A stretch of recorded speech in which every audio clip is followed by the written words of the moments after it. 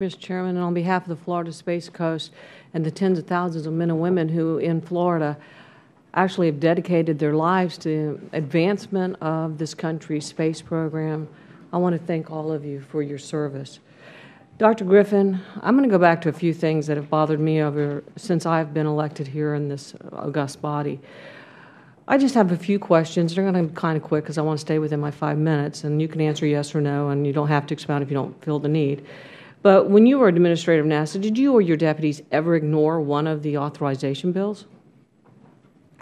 Not ever. Did you ever get subpoenaed by a House or Senate committee for outright ignoring their request for information?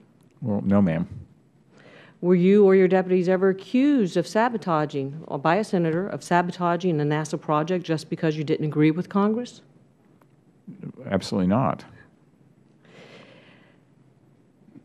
Did you ever decide to ignore the role or will of Congress when they ask you for plans to implement the next step in President Bush's vision for NASA?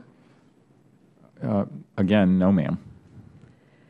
Can you think of any reason to slow roll a project that has been authorized and demanded by Congress and federal law?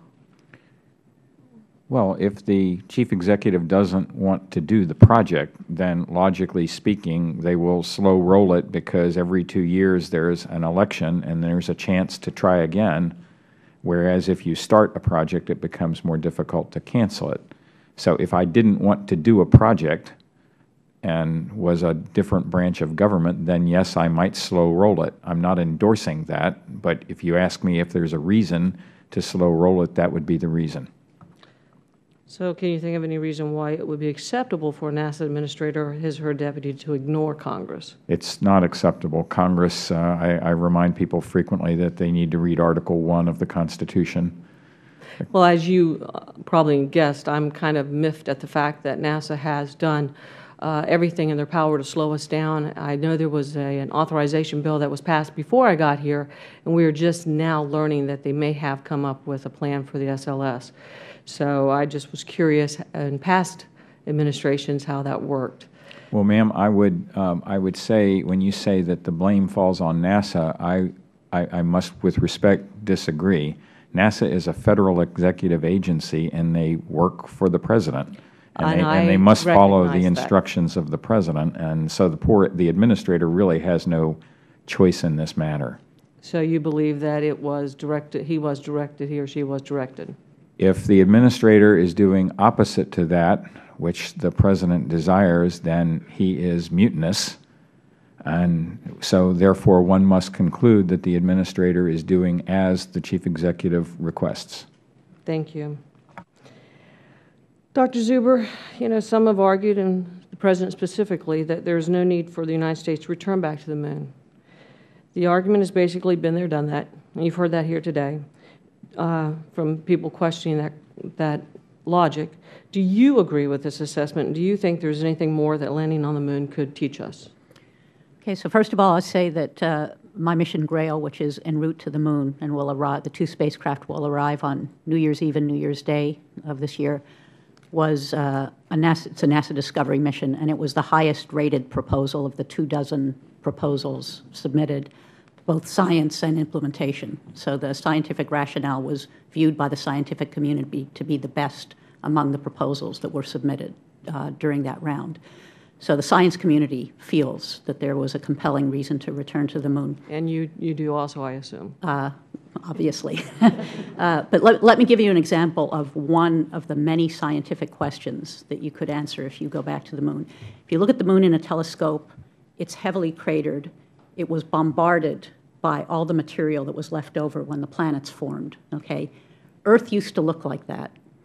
Okay? But the record isn't preserved on Earth because it's been eroded, subducted. It's not there. The craters aren't there. But Earth was that heavily cratered. And the age of the surface of the Moon at the time that that occurred is about the same time that the first single-celled organisms were arising on Earth. And so by studying the Moon, we can learn about the Moon, but we can also learn about the conditions that must have also existed on Earth at the time. So returning to the Moon is not useless then. So I appreciate that. And Captain Cernan, Mr. Armstrong, how do we get NASA to move forward with a solid mission if the authorization bill passed last year and we're just now hearing of an SLS? Is there any way that we can encourage them to come forward with a solid mission, a vision, I guess, so that we can encourage our young people, our youth, to get more involved again?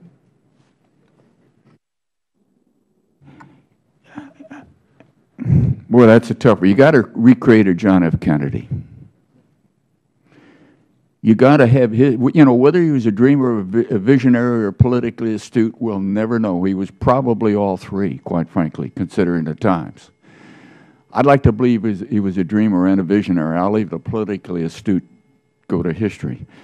And you don't try and mandate to an administration or to a NASA to do something, and they may do it, but if they don't believe in it, they're going to do what just Mike said. They can slow ball it, do a lot of things.